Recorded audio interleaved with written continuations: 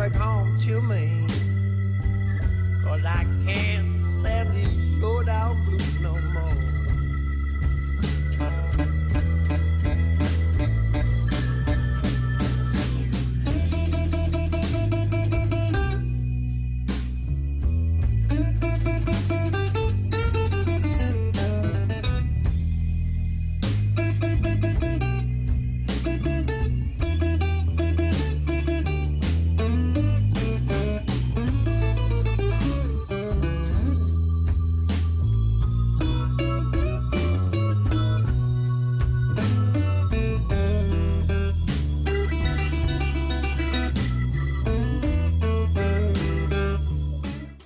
Good evening and welcome to another episode of Grains of Wisdom, an online webinar in which we have insightful conversation and discussion with our award-winning and Whiskey Hall of Fame inductee, Mr. Noel Sweeney, Master Distiller here at Powerscourt Distillery.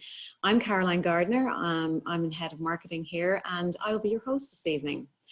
So we're going to be covering casking and maturation this evening, and as usual, if you can use the chat function at the bottom of your screen, we'd be delighted to get your questions in. Any banter and commentary is welcome also, and we will get through those just after Noel's presentation. Okay, so without further ado, I'll hand you over to Noel. Thank you so much. Again, so what is maturation or aging? Irish whiskey is matured over 3 years before you can call it Irish whiskey, and it has to be matured on the island of Ireland. What happens during maturation? Well, there are 6 basic processes going on, and this goes on within the cask. So extraction. This results in whiskey acquiring a number of compounds, including aldehydes and acids such as vanillic acid and stringaldehyde, and these are being extracted from the wood. Evaporation is where we're losing liquid through evaporation, so a liquid will change into a gas. And then we have oxidation. Oxidation is where there's a chemical reaction taking place, and this chemical reaction involves the loss or increase of an ion within an atom or a molecule. And finally, you have, next you have concentration.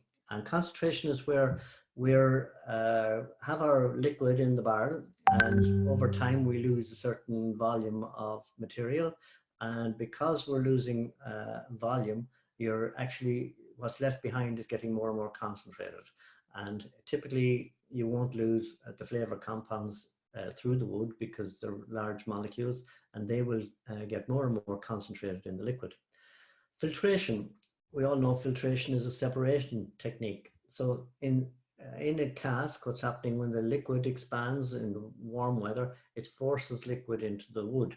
And then when it contracts during cooler weather, the liquid is drawn back into the body of the barrel through this charcoal layer that we'll talk about later on. And that charcoal is filtering out some of the not too nice compounds that you get in the wood. So filtration is important, that you don't get anything nasty getting into the spirit. And finally, coloration. And coloration is where, by the nature of the wood and the caramelized sugars that are there as a result of charring, the whiskey is absorbing the caramel color, and the whiskey will get darker over time.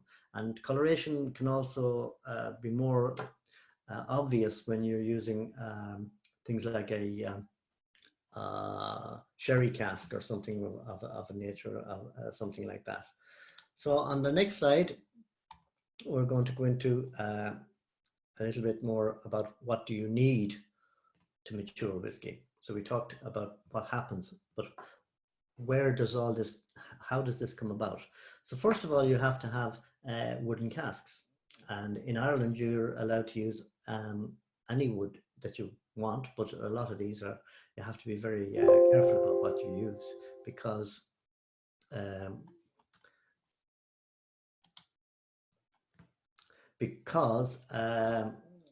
you know, if the wood is very porous, then it will seep through the wood and you'll get very high losses. So predominantly what we use are American oak casks, because American bourbon industry can lose they have to get rid of the barrels once they've made bourbon. So there's quite a variety, quite a lot of bourbon barrels available. You can also use Canadian oak, French oak, European oak, and other woods, as I've mentioned, like cherry, maple, hickory, and there's a whole raft of other ones that you can do. In actual fact, the casks are responsible for about 60 to 70% of the whiskey's ultimate flavor. So it's very important that you get the right oak and the right wood. And the main species of oak that we're using in American barrels is white oak. And it's very important to emphasize the differences between different types of oak as well, because in Europe you have another variety of oak which is a little bit more denser than the American counterpart. There are over 17 different species of oak in America and in North America. So the oak is very, very important. The next important thing we're going to talk about as well is the warehousing. So whether you use a dry warehouse or what we call a damp one, the older style warehouses could be quite damp. Dunnage, racked, and palletization. We'll come to that later on. The climate, again, is another important thing in maturation. If it's too hot, if it's too cold, humidity, we like to have a nice moderate climate for maturation of whiskey. So on the next slide, we're looking at the different aspects of wood. So what are the compounds? Sorry, I skipped a little bit ahead of myself there. Oak casks. So American oak's mostly made from white oak, and that's Quercus alba, which is grown in eastern United States mostly. And it's harvested typically has to be about 70 years old before the wood is of good enough densities and big enough. And in France and Germany, they use different wood again. We talked about the Quercus robur, common oak, and white oak also. And European oak is a different species as such, and so it takes much longer and slower growing tree. So they tend to be over 170 years old before they're harvested, which you know, is a long time to be waiting for your wood. There is other oaks available as well, and there's a lot of talk about Mongolian oak or Mizunara, and that too can be used, as I mentioned. Next slide, we're looking at the wood and where does it come from and how is it cut. So you're looking at your oak logs there on the top left, and then you can see the yellow diagrams in the middle of that picture show you the different style of cuts that you can have. Now, generally speaking, American white oak can be sawn, whereas a lot of the oak in Europe tends to be split. And you can see what we call a stave bolt in the middle there on the top. And this is the wood that is split, and it can be then cut into staves. But generally it's cut into initially just ordinary small short planks. And if you look at the middle slide on the bottom there, the planks of oak are seasoning. Now, seasoning is another thing that's extremely important when you're dealing with wood, because you have to season it for up to 12 to 60 months. And this process is done in the open air, just sitting in the yard like that. And it takes time for the moisture content to lower, and the wood softens, and the bitter tannins, some of the bitter tannins are removed, and some of the sap, and so you get a kind of a mellowing of the oak, and that's what happens over time with seasoning. Once you've got your seasoned wood, the next stage comes to the assembling of the cask, and that picture on the left there, you can see the various stages of assembly.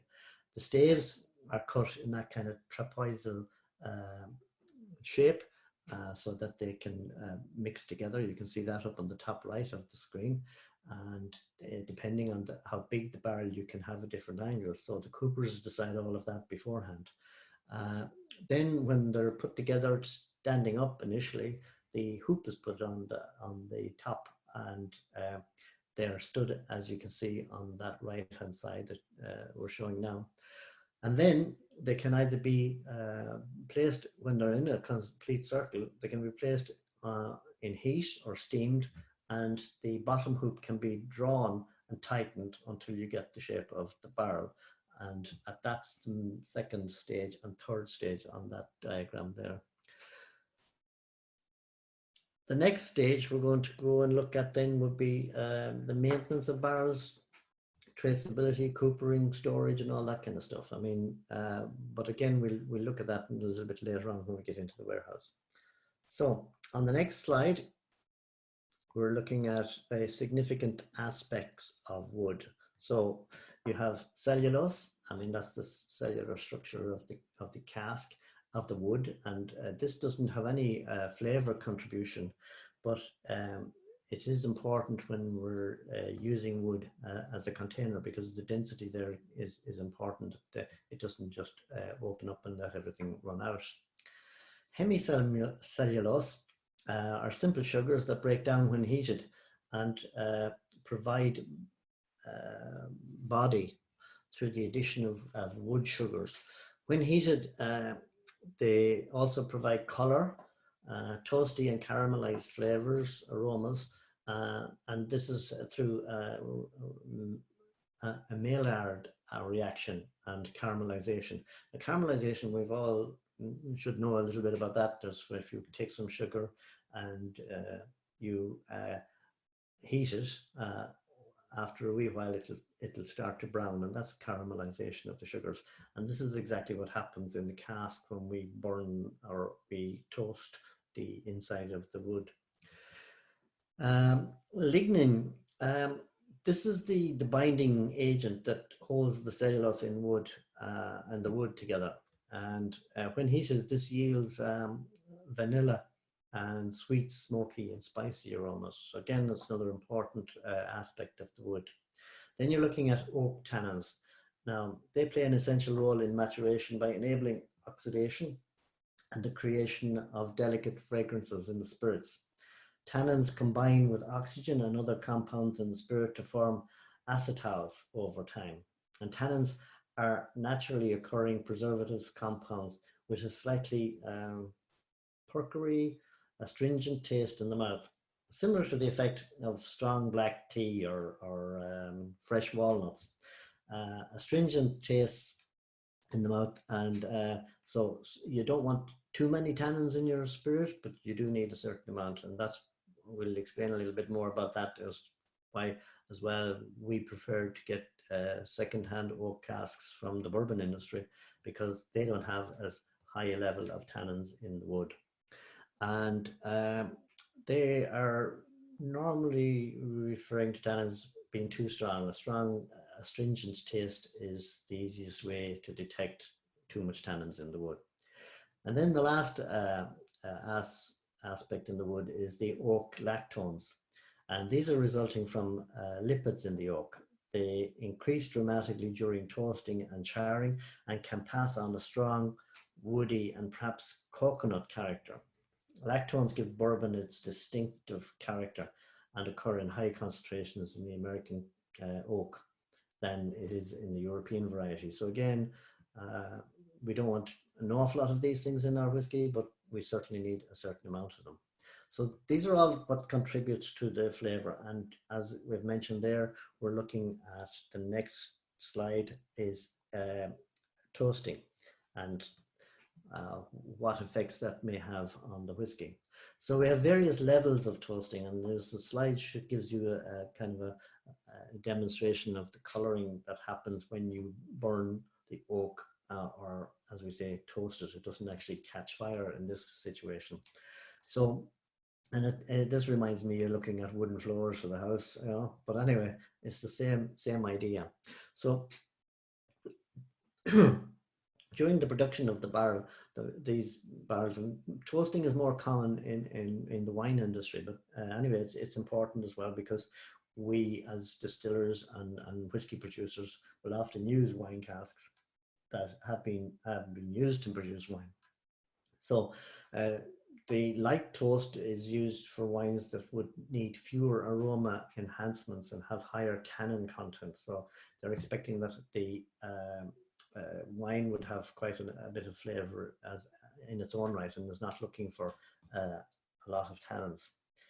Medium toast offers more complexity and aroma characteristics, and the longer toast aids in the breakdown of certain elements in the oak, creating more vanilla character and to impart flavor into the wines. And medium plus toast offers oak tannin and intensifies more vanilla, caramel, toasted nuts, warm spice notes like nutmeg and cinnamon is. So we're getting into something a little bit more interesting from the kind of whiskey persons. The heavy toast then will have fewer tannins to impart to the wine structure, and wines aged in these barrels possess notes of kind of campfire, smoked meat or jerky, and coffee, and dark chocolate. So these kind of are what we would expect to get into wine with these kind of toastings. But in generally speaking, we're looking at something a little bit more heavy, and that's charring the cask. So on the next slide, we have a little introduction to the charring of the casks, and we're going to show that video as I talk to the right. So the charred casks, they must be charred to 1/8 of an inch, and that's to make bourbon. I don't know if John can play that video there, and we're sorry, the video doesn't seem to be working. Another small technicality. But anyway, the video would have shown you the barrels as this, see them in that photograph, moving on a conveyor, going in and then being pushed on top of a burner. And the burner...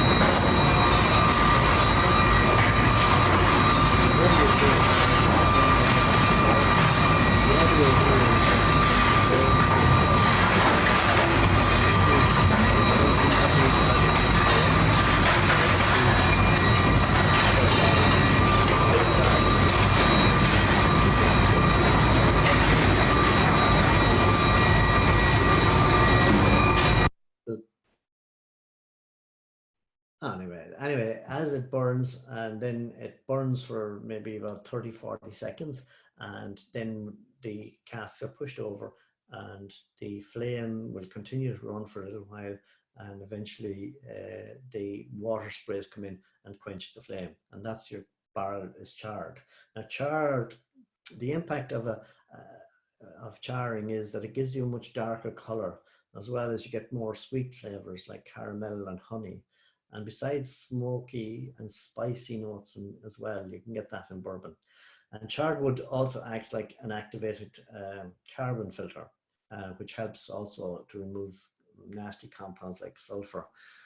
So it's very important, the charring. And there are again different levels of charring, but generally speaking, as I said, the minimum there is for bourbon production of 1/8 of an inch. And char barrels also provide a mechanism by which the spirit can enter into the wood as well, because it cracks it up and gets in these splits and it gets into the pores, and then as it gets some of the compounds from the wood come back through the charcoal again, are filtered and get in, and you get only the nice compounds into the spirit. So that's the importance of charring your casks. So the next slide, we'll have a quick look at the types of barrels that can be made. Now we've looked at everything from, these are just different sizes, and these are more interesting to see them than anything else. If you look at the one there at the third from the last on the top, it's called an ASB. This is actually an American standard barrel, and this is typically of the barrel that we would get, what we call a bourbon barrel. And this barrel would be somewhere usually between 180 and 200 liters in capacity. So I can give you an idea of the other casks. The one to the right of it is a hogshead, and hogsheads are these are actually casks that are rebuilt are repurposed, because they're actually, the bourbon stays, or they just break down a bourbon. You say you break down about 5 bourbon barrels, and you can create 4 hogsheads, and they just put a bigger head, top and bottom on them, and that's your hogshead. So it's the same barrel, but again, it's the same wood, but it's a different size barrel, and it's very much favoured in Scotland to use hogsheads for maturing malt in particular. The other ones that are interesting are the Barrique, which tends to be used in the likes of Madeira, port, sherry kind of production. And then you can see the butt, and the butt would have kind of a volume of about somewhere around 478 to about 500 litres. And going on up then to the ton, which is probably the biggest one, that's 982 litres. Now, we can't use any cask in the production of Irish whiskey that is greater than 700 litres. So that Gorda, that's the biggest size barrel that's permissible to use in the production of Irish and Scotch as well, I believe. And then you can look at quarter cask. A lot of people have used this cask, the second one from the end there. A quarter cask, as the name suggests, it's around 50 litres in capacity. It's a quarter of the American standard, which is 200-ish. And it's because it's a smaller volume, it tends to give you more surface to liquid ratio, higher one, and therefore you might get, it tends to age that a little bit quicker. There's a few people that have used this successfully and make a thing out of their branding for the whiskies, but generally speaking, on any large scale, it's usually the American bourbon barrel that's preferred. So going on from barrels to the next one, we're talking about maturation types. Now, we mentioned earlier that there are various ways on how whiskey changes within a barrel, and we've mentioned the fact that you have subtractive maturation, we have what we call additive maturation, and interactive maturation. So if we put new make spirit into the initially the taste, and we're looking at this red line at the start of it, this is the red line is the new make spirit as it goes into the cask, and it has a kind of a metallic taste, and that's because, of course, there's a lot of copper in there as well. And if you've ever tasted pot still from the safe, you'll always remember that unpleasant taste. But as it matures with time, and that's as the line goes to the right, the taste of the metallic tastes and those not too nice tastes diminish more and more along that red line. So after about 5 or 8 years, where the pointer is now, this kind of metallic taste is usually gone from the cask and gone from the spirit. And now we're starting to look where we're dealing with a reduction of, this is called a reduction in taste. And the special term is subtractive maturation. This is also the reason why there are only a few whiskies out there younger than 8 years. Now, that's specifically for the likes of malt and pot still. Grain whiskies wouldn't have the same issues because they don't have as many of those congeners in the spirit to start with. It's much cleaner spirit. So grain spirit would mature quite quicker. We're looking at this from a kind of a malt and a pot still maturation viewpoint. So if we're looking then at additive maturation, and this is where the whiskey takes up flavors from the cask, and initially it's a general wood flavor, but especially and particularly tends to be kind of vanilla, toffee and oak. So the wood passes over its character to the whiskey, and the additive maturation is displayed by the green line. So at the very start, it's way down at the bottom. The thick solid green line is what we're looking at, and if you follow, you can see the dashed green line on the bottom is when you would be using an inactive cask or second or more than second fill cask. Normally a second fill cask is quite good, or even a third, but after that your cask is kind of lost its ability to mature whiskey more or less, and you're not picking up much of the taste of the oak. Similarly, if you look at the other dotted green line, you'll see that this is where you have a very active cask. This would be typical of a brand new barrel, and you get a lot of flavor coming into the whiskey very quickly. Now that can be a good thing if you're going to sell your whiskey at a youngish age, or it can be a bad thing because over time it becomes very woody in flavor and taste. So it doesn't always be, it's not always the best way to do it. So a first fill European cask would be represented by that upper dash green line in particular as well. So the next thing we're going to talk about is the interactive maturation. So not only, sorry, we just go back to that slide again, John.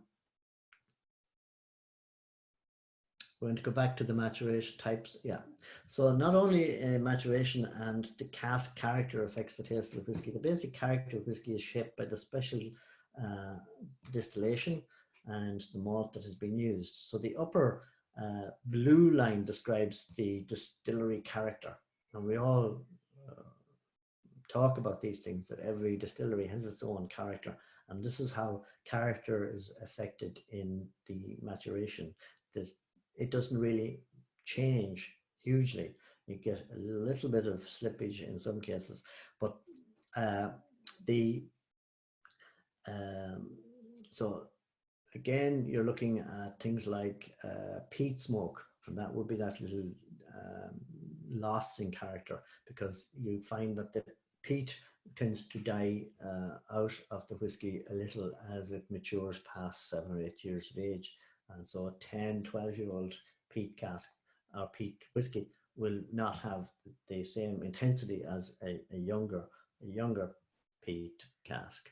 So with increasing age, the cask taste is combined with the distillery character, and this is where you have that ideal point.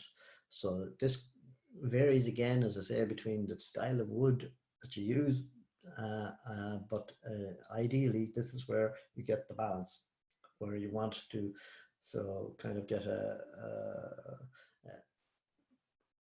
the influence of the cask and the character of the spirit join to form a harmonious whole, and it is called that interactive maturation point. So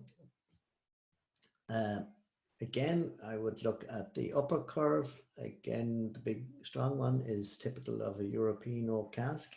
The cask becomes dominant very quickly and the whiskey is beaten by the wood. So you don't particularly want that dotted line in most cases.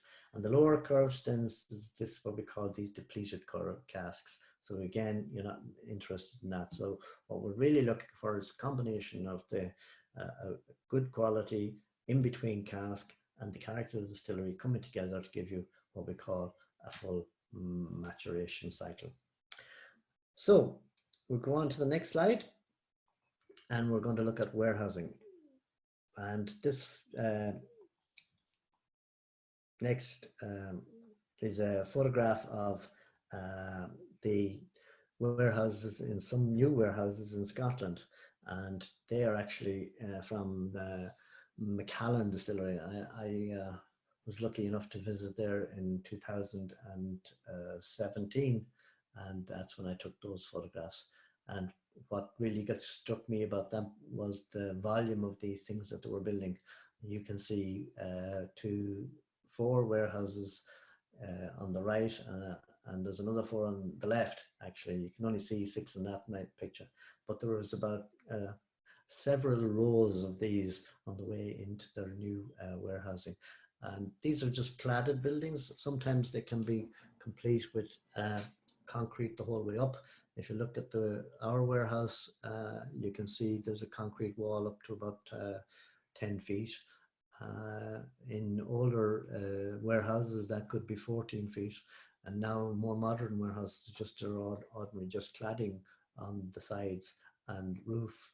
And the revenue used to insist on having solid walls because it was hard to steal anything out of a solid wall or get through them. But nowadays, with modern cameras and alarm equipment, it's very, very easy to prevent problems. So on the left, on the bottom there is a picture of Powerscourt Distillery and the warehouse on the left. And you can see we have some barrels stacked there under the trees. On the right, we've got two photographs, one of the warehouse when it was empty, and the other one is of a few guests in admiring our lovely Chateau wine casks. The next slide, we're talking about climate. Because, and I suppose, sorry, we're talking about, again, warehousing. I'm going ahead of myself again, unfortunately. Here we're looking at dunnage, racking, and palletization. And these are the three styles of warehousing that you can have. Now, on the left-hand side there, on that photograph, you can see is our cast members program, and the barrels lined up on their sides in a timber frame. This was a more traditional method of warehousing, but in a proper dunnage warehouse, the floors were usually made of clay. They weren't even concrete as they are in that case. The room would be dark, and the ceilings would be just a couple of feet higher than the rack of casks that you can see there. And they were and it could be damp and in general terms, not very nice places to be. So as time developed, technologies developed, and you had steel, you ended up producing racking, and that's a racked warehouse there from a winery in France. And you can see some of the casks on the bottom left-hand side there are in the rack, and you can see a little ladder. There's for access to people to walk along and check the casks and do various things. And they can be filled actually still in those racks. So you can see the racks go way back into the building, and it can store very efficiently a lot of barrels. And then you look at the palletization warehouse, which is a photograph of our casks in our warehouse. These are stacked 5 high. You can stack them up to 7 casks high. With the dunnage warehouse, you cannot go more than 3 safely unless you actually reinforce those timber beams so they're not sitting on the barrels. So the palletization is much more user-friendly for the operators, because in dunnage warehousing you have to roll your casks, and that's not very good for health and safety reasons. And in the palletization, you can actually leave the barrel on the pallet, empty it, and refill it still on the cask. Whereas in dunnage, you tend to empty it from the bungs, so you have to take it out, put it on a trough, and empty it that way. So what are the advantages and disadvantages? I mean, dunnage warehousing has the disadvantage of being cumbersome in some ways, manual handling issues. Does it mature any better or worse? My opinion, I've dealt with all 3 styles of warehousing, and I still prefer the palletization. It seems to be easier to manage and cleaner. Maturation of the spirit does seem to be a whole lot of difference between either of the 3 types of warehousing. And I think that we'll go into the next slide where we talk about climate. I think that's much more important to the actual maturation of whiskey. So we talk in Powerscourt and in Ireland in general, we have what we call temperate climate. So at the photograph on the top, you can see that's the what we call the average temperature for a whole year within the globe, and it just shows you where Ireland is in the little brown bit up at the top. And that temperature then is roughly somewhere around about 15 degrees centigrade. Now that's an average over the whole year. It mightn't be quite that hot. It says somewhere around, but we'll say 10 to 15 degrees. If you look at the top of Scotland there, you can see it's about 3 or 4 degrees colder than that. It's kind of a greeny color on that. And on the right hand one, where the pointer is at the moment, we're looking at the average January temperatures. And again, it tends to be much cooler in Scotland than it is in Ireland. And similarly, when you're looking at maturing whiskies in the United States, they have much more extremes of temperature. So when you consider water that's in your spirit as quite a small molecule, so in hotter conditions, like in the higher floors of the Kentucky warehouse, the heat causes the water to evaporate from the barrels much faster. and this causes the alcohol to actually, the actual strength of alcohol to increase. Whereas lower in the warehouse, the actual opposite happens, because you have the moisture that's in the air can actually penetrate into the barrel, and it's much cooler down there. So you actually get a drop in strength. So there can be as much as a difference of 15 degrees centigrade between the upper floor and the lower floors in a warehouse in Kentucky. And that's quite a big contrast. So it gives you an idea of what's happening between the with the spirit in a warehouse that's of that nature of fluctuation in temperature. So bourbon that's stored in the top of the warehouse can have an increase in alcohol strength up to could be about as much as up to 70% alcohol. That's the strength of the spirit after maturation, whereas the strength of the alcohol at the bottom of that warehouse can be as low as 60%. So there's a 10% change just over a few years of maturation in a climate that has got a high heat and high humidity. So when you're coming back into the Irish and Scottish situation, we've got much more what we call a temperate climate, and you need variation to allow the spirit to enter into the wood and come back out again. But it doesn't have to be huge. And in our warehouses in the winter, for example, if you try to take a bung out, you will hear the air sucking into the cask because it's contracted. But in the summer, all you need to do is just give the top of the barrel a bang and the bung will fly out, because there's so much pressure built up with the way that the alcohol is expanded in the barrel. So this is required for maturation to occur. The other thing that's important to note also is that most of these chemical reactions that we talked about earlier, they don't happen when the temperature goes much below 6 degrees centigrade. And this is why we feel that in Ireland, and if you look at the map there in relation to Scotland and Ireland, there's quite a difference in temperature, especially in January, when the temperature in Scotland could be as low as -5, when in Ireland we're looking at the red figures there, maybe 2-3 degrees, which is much milder.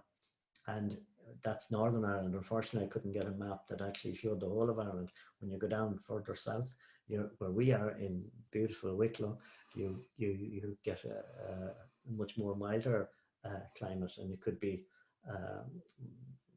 very rare that it goes to freezing or below freezing in Bowerscourt, or even down further south where one of our other warehouses are. So it's important also to understand that the climate has a huge impact on maturation over time. So we reckon that in Ireland we get maybe at least 1 or 2 years on say a 10 or 12-year-old whiskey. So our 8-year-old tastes more like a 10 or 11, 12-year-old Scotch than if it was the same whiskey, if it was matured in Scotland as opposed to Ireland. And then the other aspect I mentioned about hot climates as well is that the Angel's share can be much more severe.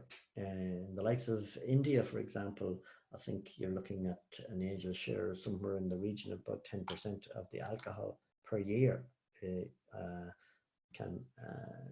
Is quite high, so but again, that gives you the little advantage that you get more concentration. But in Ireland, we're looking at losses somewhere around about 2% per annum. So, and there's a beautiful photograph of Powerscourt Estate, and if you were to look very closely, John will point out just roughly where the distillery is, a little bit more to the right, John, right there. That's where our beautiful distillery is, and that's that. So that's what we basically come to the last slide, I think, now. And I just wanted to pay tribute to my team, who are always very busy working on barrels. And these are the guys that ultimately make our whiskey. And that is the end of my presentation this evening. I'll hand you back to Caroline. Hi Noel, thank you so much. Again, another really detailed and informative presentation. And we have lots of questions coming in, very much a topic which people were interested in, and even at registration, we got a lot of questions on the casking and maturation. So we'll get to them in one moment, but we do have a little interlude before that. It would be remiss of us not to mention our own exclusive cask program this evening, seeing as we're talking about casks. And I'm delighted to welcome our colleague, Kevin McParland, who is our cask membership and sales manager. So Kevin, perhaps you can give us a little top line there on the cask program. I know we're going to be doing a full webinar on it in the coming weeks, but just a little taster for people.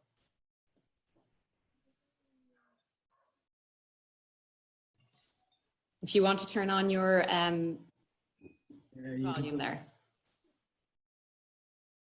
Hi, Caroline. Hi, Kevin. Hi, how are you? Hi. Thanks a million. That was really interesting from Noel.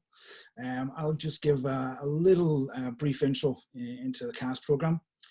We've been, I won't give anybody the hard sell. I know you guys have had a great night with Noel, but just thought it would be useful to give a bit of info about the CAS program that we do.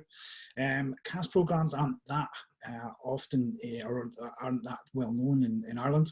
In Scotland, there's plenty of them. Same with the States. In Ireland, the first one here was the very successful Dingo Founding Fathers CAS program, which has done very well. And essentially, it's very much like Entrepreneur for wine. So in places like France or have fantastic vineyards, there's an awful lot of wine buffs and investors will buy young, good wine. They'll test it and make sure it's something which is going to have a bit of longevity. So they'll buy it before it becomes vintage wine. So they're getting a bit early, and they buy something which requires a bit of time and a bit of maturation. And that's very similar to the CAS program that we do. So our CAS program is essentially to celebrate Noel Sweeney. In many ways, it's his inaugural CAS program to celebrate his over 40 years in the distilling, and to underline a landmark in his career, a new chapter with Powerscourt Distillery. So it's and I can't emphasize how much of an influence Noel Sweeney is on everything we do in Powerscourt Distillery. He has a phenomenal wealth of skills and knowledge and standards, and that's commensurate with everything we do in Powerscourt Distillery and also across the Powerscourt estate. And our CAS program is quite a small program. It's only 397 casks. Many of the CAS programs you'll see are much larger. There are maybe 500, 600, 700, 800. Some are quite large in Scotland. So it's quite exclusive what we're doing here in Powerscourt Distillery. You might wonder why a Scotsman is on talking about Irish whiskey, and I'm kind of unsure about that myself sometimes, how he managed to get in. I wasn't sure if it was through the inclusion and diversity to have a Scotsman by law in every distillery in Ireland. But I think it's probably more I'm one of the Scots who's genuinely interested and has a great love for Irish whiskey, and I will admit to it, although I'm probably not liable to get back to Scotland now for this. But I'm very passionate about our CAS program, which is quite special what we're doing down here. And effectively what you're getting is 200 litres of 63.5% full strength premium Irish single malt spirit. So that's a whiskey spirit. It's essentially brand new spirit. It's very, very high quality, extremely smooth. It's triple distilled, and it's absolutely beautiful. You could drink it. It's amazing how smooth the actual raw spirit is before it's even gone into the cask. And those are filled in. The 200 litres is into an American white oak first fill ex-bourbon cask or barrel. We only ever use first fill bourbons. Casks, traditional to use ex-bourbon in Ireland, but we only ever use first fill barrels. you can use second fill and third fill, and there's no says even fourth fill.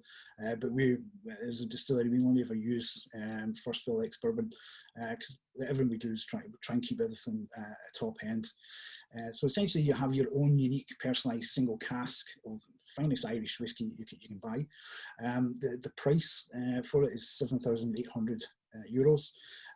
And we also have, funnily enough, we have a number of syndicates who, there may be 2, 3, even 4 of them in the same cask. So it is affordable, you know, for anybody who's got a real interest in it. It's a 10-year program, and for that there's a number of different benefits. But we keep the casks in our on-site bonded warehouse in Powerscourt. We are very, very, very lucky to have our own on-site maturation warehouse. We're also very lucky to have our own warehouse maturation team there who are dedicated to maturation, to the maturation and the management of our casks, which is, as Noel has just shown you, is an extremely important part of how a whiskey develops and becomes a great whiskey and not just a good whiskey. So that's something which we're very lucky to have, and it means your cask is always there. You can come down and see it. We know everything about it. We produced it, we filled it, and we look after it. And that's for 10 years, which includes maturation, warehouse, and insurance as well. And another aspect of the cask program is we're lucky enough to have access to different casks from different vineyards and from distilleries and sherry houses around the world. So we have a number of different casks which we can help you with to mature. So if you wanted to go for a slightly different profile for your whiskey, after a few years, we can help supply like Amarone or sherry or port or Bordeaux red wine. We've got a number of different options there for maturation and finishing of the whiskey. And if you just go to our next slide here, another aspect of the cask members cask membership is your name will be on the wall of the distillery, which might sound a little bit twee, but it's captured a lot of people's imaginations because you're actually genuinely part of the history of Powerscourt Distillery and of Powerscourt Estate. And quite a number of our cast members have said, this isn't for me, this whiskey isn't for my own benefit, it's for my kids or for my grandkids, but I'll live on, or even they'll live on with their names on the wall long after the whiskey's gone, long after it's finished. But the distillery and visitor experience is 5-star. It's really top end, and again, very commensurate with the rest of the Powerscourt estate. You can come down, you get a lot of fun out of it for over the 10 years. You'll not just end up with fantastic whiskey, which is worth a hell of a lot more than when it went into the cask, because obviously after 3 years, the whiskey is no longer raw spirit. After 3 years, the whiskey is reclassified as Irish whiskey. And then obviously 10-year-old whiskey is more desirable and generally a lot better tasting than the younger whiskey. So you get a chance to come down and see your cask. You'll also get a chance to meet other people who are very interested in whiskey, very like-minded, and you'll have a good bit of fun with it. You'll also get 2 limited edition bottles of our 16-year-old Marsala Married Finish for Cullen, which is a stunning whiskey. It's absolutely phenomenal, and it's really Noel has done a phenomenal job with it, from producing it, laying it down, maturing it, and then maturing it again, double casking it and finishing it in Marsala. It's been a fantastic whiskey to produce. So our cast members will get 2 bottles of that. One is in a presentation case, beautiful wooden presentation case, and the other aspects or other benefits of the cast program includes a 4-ball golf day down at the Championship Golf Course in Powerscourt. Don't worry if you're not a golfing buddy. We'll have an alternative if golf just isn't your thing. It's something which everybody enjoys as an overnight stay in the 5-star Powerscourt Hotel, Resort and Spa down there. It's a wee bit of luxury, you know. And also you'll get, for the collectors out there, it's very important, you get first and exclusive access to all limited edition and special release whiskies that we do. So you get first chance of whiskey, or first opportunity on whiskey that nobody else will have chances of the time, and for all the releases, you'll be first served if you want any of our new whiskies. You always get a 10% discount on it. You get a 10% discount card on all whiskies and merchandise, and even on a corporate hire down at the Visitor Centre in Powerscourt. Beautiful building, lots of rooms for private corporate hire, and so you get a discount for that over the 10 years of your programme.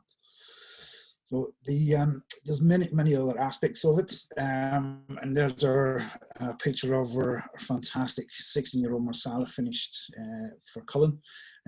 Bottle on the right there, it's a special bottling just for cast members. Beautiful whiskey, really is. It's genuine, it's a stunning whiskey. And on the left there is a little dinky miniature of the new spirit, which is the new spirit which comes off the still, and you can see for yourself when you taste that how smooth it is, and how smooth it's going into the cask, and obviously how it will mature and improve even more over the 10 years or even more if you want us to hang on to your cask for longer. And there's my details there. It was quick and painless, I hope. There's a picture of me, obviously, with Noel, and see how happy we are, Caroline, because we've got a bottle of 18-year-old for Cullen in front of us.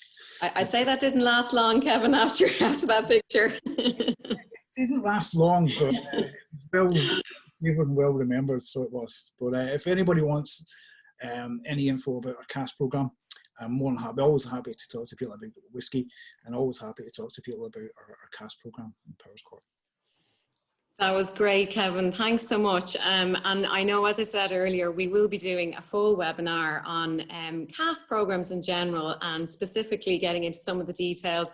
We've had a few questions in there on if the pot still is an option and so on, but we'll get into the nitty-gritty of all of those questions in that cask webinar in a couple of weeks' time. So thank you again. And I know we've had some fantastic cask events already for our members, and we had a full catalogue of events planned this year, so we're only looking forward to when we can do our next events, exclusive events with cast members. So we roll on that day. So we'll get stuck into the questions, Noel. We have quite a few here this evening. Thank you, Kevin, again. And we'll start off, I think, with one of the first ones come in from Grisha. So thank you, Grisha, for joining us again. We've lots of people joining us this evening who've been with us on several different webinars so far. So we really appreciate your support, and we hope we're providing some grains of wisdom for you all. So Grisha wanted to know, are all non-oak cast charred inside as well? So all non-oak casks charred inside as well, Noel? Well, certainly it's a good idea to either toast them to sterilize the wood and to have that kind of an effect. So I wouldn't always, I have never used anything like a non-oak cask myself.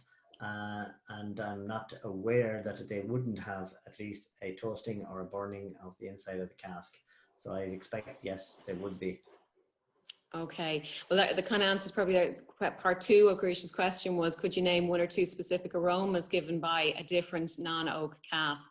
Well, I mean, the cherry woods, I mean, they speak for themselves, you know.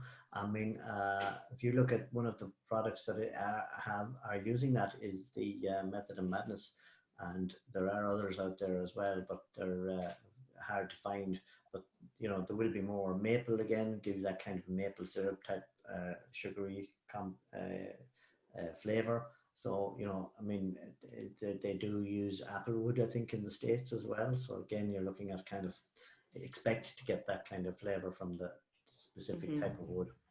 Okay, so there's a couple of questions around the trees that are grown. So Bianca was wondering, are the trees grown specifically for barrels, and how do we ensure that the trees grow straight with no knots? Dara was asking.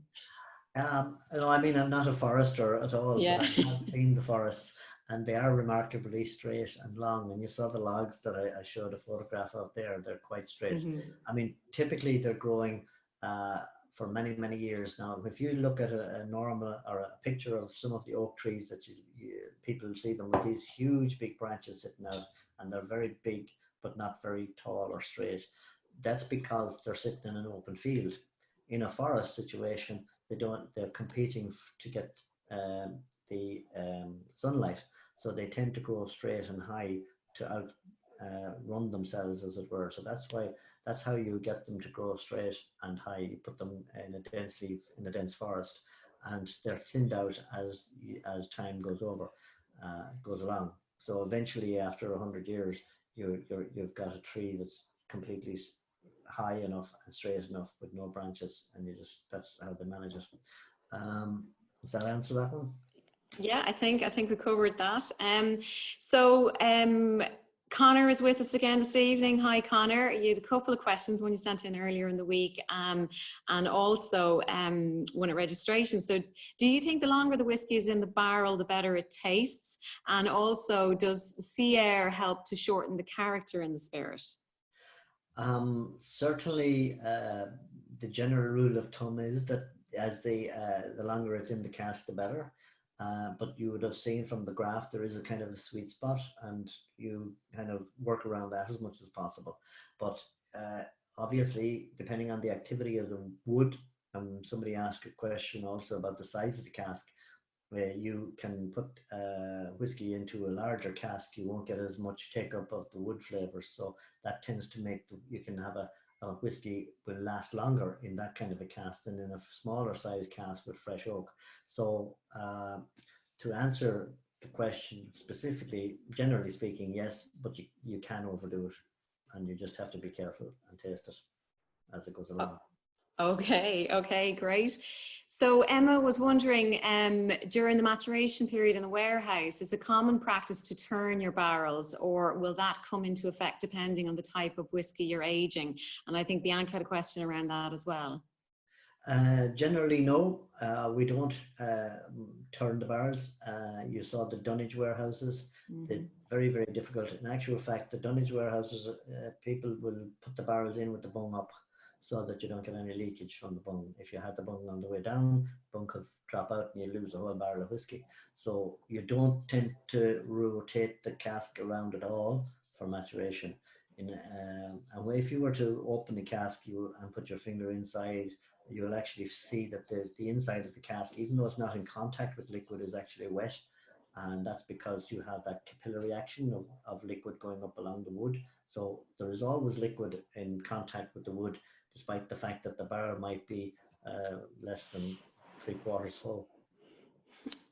Okay, thank you for that one. And then we have a question from Ivan. So Ivan, you sent one in during the week as well, similar to this one. So I think it'll cover it off. Thank you again for it. How would you choose, which characteristics of secondhand red or wine casks define your choosing of the barrels? Well, that's a very subjective thing, because you could ask one of our other colleagues in the industry and they would have a completely different answer, because we're all looking for different characteristics in our whiskey.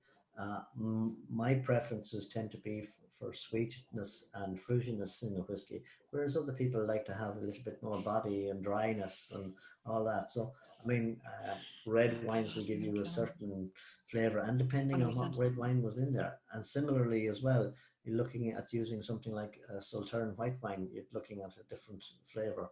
So and sometimes we don't get things right, obviously, because but the beauty of the industry is that if you do get a cask that doesn't give you the desired effect, you can tend to blend that out by using it with casks which have a better or a stronger flavor, and you can mask that part of the whiskey that didn't come out too good.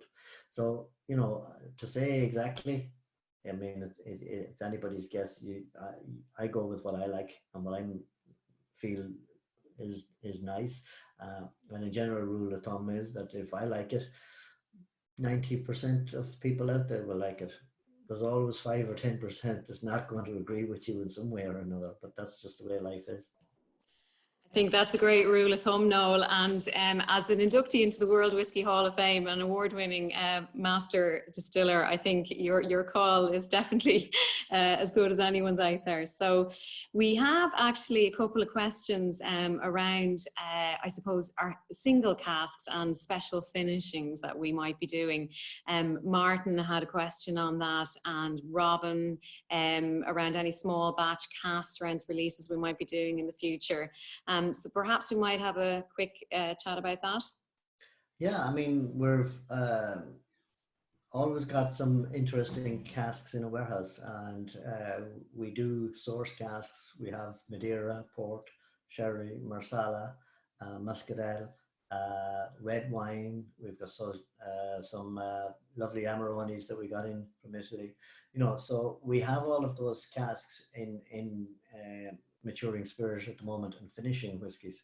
The Kevin mentioned there that 16-year-old that we give with the cast members, that was partly matured in Marsala, and it's really, really nice. So, you know, we have another whiskey which we may be coming out with in the near future. Again, if you look at a lot of distilleries, they tend to bring out a single individual finishes or single casks. A single cask of a 200-liter cask, you're only going to get maybe about 300 or 400 bottles out of, so you can't distribute it widely. So we're probably going to bring out something of a mixture of different styles mixed together, so that we can get a combination of different finishes and give people more complexity and more interesting spirit than if you just went to go and drink whiskey that was finished in a red wine cask. So they're all coming down the road, and just watch this space. And once we get rid of this coronavirus, we'll have a lot more releases hopefully in the near future.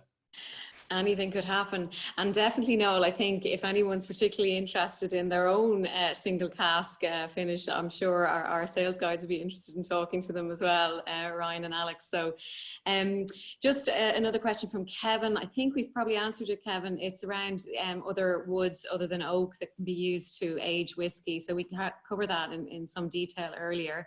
But there is one here from Aidan. Are you currently planning on using Irish oak for maturation? Now, there's obviously been a couple of limited releases with Irish oak there recently, Noel. So it takes a long time to grow an oak tree, doesn't it? Yeah, not at the moment. That's the short answer. We don't. Okay. It was something I had thought about before, but the timing and everything else just wasn't right. So, but again, you know, it's obviously another interesting thing to do, and a nice thing to do, because I mean, Ireland is known for its oak forests in the past, but there's not that many of them around nowadays, and it's difficult to get an oak tree that you're going to have of that stature now, and to take it down to make barrels. Okay, and I suppose just on that note, Sean and Alan were both interested. Do we have a cooper on site? So short answer is probably no to that as well, but no, and we comment on it. Generally, I mean, a cooper is somebody that can make a barrel from a log of timber. We don't need somebody in a distillery to do that.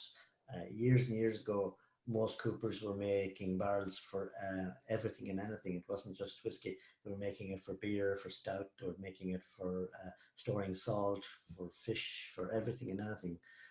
So the coopers were quite common around the place. And you saw in the video, there's cooperage in Kentucky are very much mechanicalized now, and the only reasons now you know, that we need somebody to look at a cask is to repair them and to maybe stop a leak. So if we have a leak between a stave, the guys in the warehouse can fix that by adding a reed and retightening the hoops. They can, if there's a hole in it, pinhole in it, they can drill it out and plug it, just like putting a bung in, only smaller as a spile. So that covers that.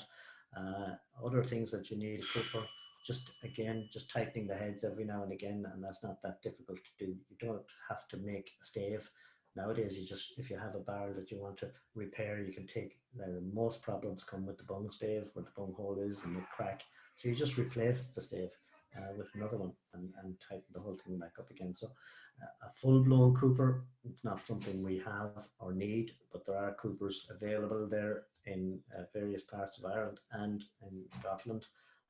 So if we do need their services, we go to them. Great. I think that is very conclusive on that one. So a few questions around the Angels share, Noel. Very happy Angels here in Powerscourt anyway. But Michael was wondering, does the fungus from the Angels share have an effect on a warehouse or in the maturation of the whiskey? Short answer, no. The fungus that he's talking about tends to occur when the alcohol from the maturation is absorbed by the fungus that grows, that likes the smell. So the fungus is more taking of the whiskey than the Angels are actually, because that's what it grows out of. And so it doesn't actually affect the whiskey in the barrel, no. And Jack was wondering, why would you favour a larger barrel for maturation as opposed to a standard size? Using the larger styled cask up to about 600 or 700 litres, they tend to use those for marrying whiskey when you're blending. And again, you could make up a blend and put it into one of these casks and keep it for another 6 months or a year. And that's where they're normally used in the whiskey industry. Typically down smaller size like the hogshead or 250 to 25 litre cask, you tend to put whiskey or spirit in that you want to age longer. So you want to keep it for 25, 30 years as opposed to 15, 20 or 22. After 22 years in a bourbon cask, it tends to get a little bit too woody. So you generally want to put it into something else that's not going to give it that wood flavour, but will still mature the spirit.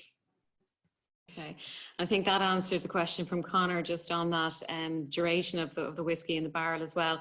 And I think that probably answered Bianca's question there. She just had it run around, would you have a difference in taste of whiskey if you use different size barrels for maturation? So I think you covered that one. Owen, hi Owen, welcome back again this week. So is it true that rum matures faster than whiskey? And if so, why? Look, every spirit is an individual character. Rum is what we would call, I mentioned earlier, that grain spirit will mature quicker than malt. And that's what that maturation curve that I showed was more to do with malt or pot still, which has got a lot more congeners in it. So rum tends to be distilled spirit in column distillation. It's not necessarily in pot stills, so it does have a cleaner raw material to start with going into the cask. So again, it possibly is maturing quicker in that respect. So those harsh flavors that we talked about, the metallic flavors that you get in the raw spirit in a pot still, wouldn't be there in a column distilled spirit. Okay, so I think we answered that question about barrels aging on their side. And does the Angels share that one? We got that one. We have sorry, so another question there from Alicia. And it's just around, would we ever consider making heavily peated, let's say like Ardbeg style, or whiskey in sherry cask to break with the Irish tradition of making smooth whiskey? So I think you touched on that. There's lots of things up your sleeve, isn't there, in terms of finishes? Absolutely. I mean, sherry casks we do use, and sherry is being used quite a lot in whiskey in Ireland. I mean, Redbreast is famous for it, and a lot of the other Irish whiskey brands. Peated whiskey, I've been there, done that. Insofar as it's not an issue, we may decide to go down that road again. We haven't any immediate plans to do so, but again, I mean, it's a style that is becoming very popular again, and why not? But at the moment, there's no definite plan to do that. And to do it, okay. And just one then, referring back to the chart you showed earlier in your presentation, Noel. I don't know if you have it to hand there, but Sergio's was interested in where would you consider the sweet spot on that graph to be? Well, I think that the explanation there was that the sweet spot is where the distillery taste and the spirit taste come together, where the green and the blue line cross. That's generally regarded as where there's an equilibrium of taste, where you get a balance between the two, that you don't get an overpowerment from the bar. That's my... Well, that, I think we had a few little gremlins in the system tonight from a technical point of view, but it's good timing because we've just finished actually all the questions there. And I just want to thank everybody again for their interest and engaging with us and getting the questions in. So it really makes the webinar very interactive, and I think we all get much more out of it. So thanks again, Noel. Another great presentation, and we will again have that up on YouTube for us all to go back and digest over the coming days.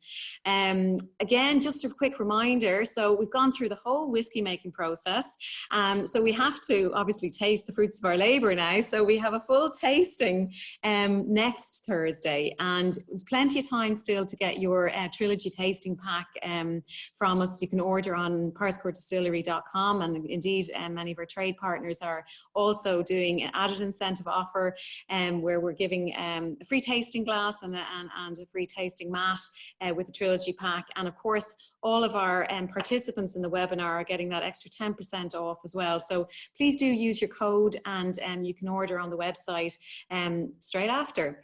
So we really appreciate all your likes and follows and shares and so on social media, and please stay with us. We have lots of exciting stuff coming up, both on the format of the webinar and on digital in general.